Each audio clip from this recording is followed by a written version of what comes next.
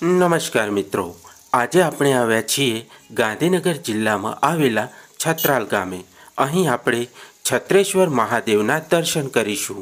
તે ઉપરાંત અહીં બાબરા ભૂતનો વડ અને બાબરા ભૂતનું મંદિર આવેલું છે।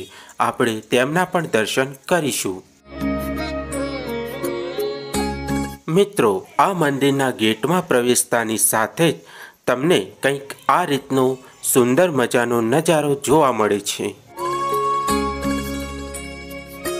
જો મિત્રો લોકેશનની વાત કરવામાં આવે તો આ પવિત્ર મંદિર મહેસાણા અમદાવાદ હાઈવે પર છત્રાલ ગામ આવે છે।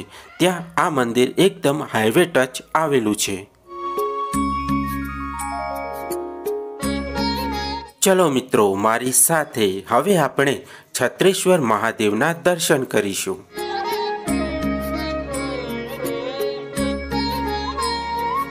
મિત્રો, વર્ષો પહેલાં આ જગ્યાએ બાબરા ભૂતનો ખૂબ જ ત્રાસ હતો। આવતા જતા લોકોને તે ખૂબ હેરાન પરેશાન કરતો હતો।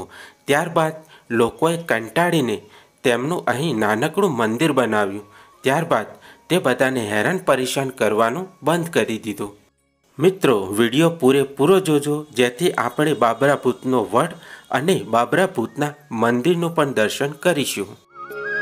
મિત્રો, તમે પણ દર્શન કરો છત્રેશ્વર મહાદેવના। હર હર મહાદેવ।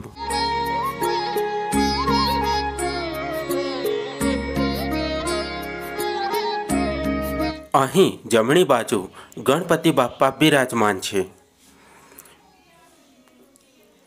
અને ડાબી બાજુ બજરંગબલી બિરાજમાન છે।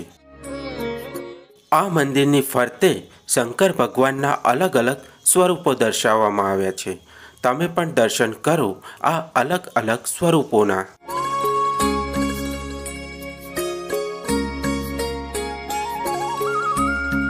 મિત્રો, મહાશિવરાત્રિના દિવસે અહીં મોટો મેળો ભરાય છે અને લગભગ હજારોની સંખ્યામાં અહીં ભક્તજનો શંકર ભગવાનના આશીર્વાદ લેવા માટે આવે છે અને મહાશિવરાત્રિના દિવસે અહીં લગભગ 200 લીટર દૂધનો ભાગનો પ્રસાદ બનાવવામાં આવે છે।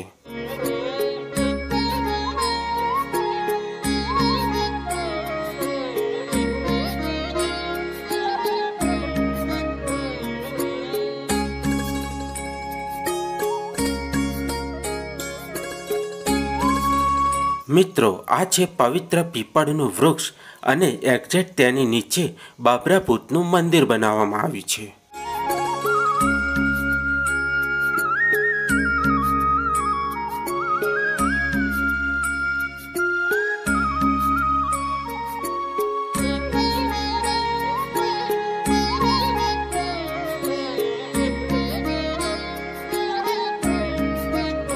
તમને જ્યાં નાનું મંદિર દેખાય છે તે બાબરા ભૂતનું મંદિર છે। જય બાબરા।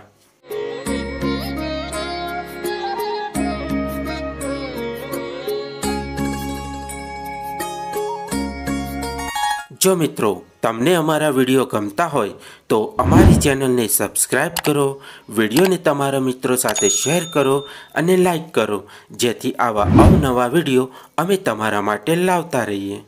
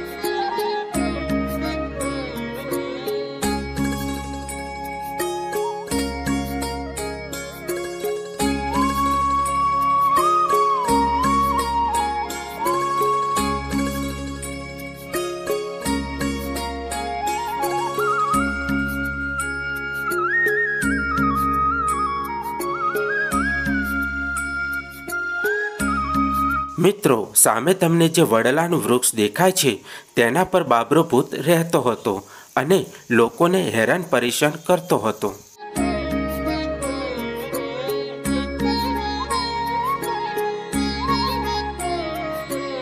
ચલો મિત્રો, હવે રજા લઈશું. જય જય ગરવી ગુજરાત. વંદે માતરમ.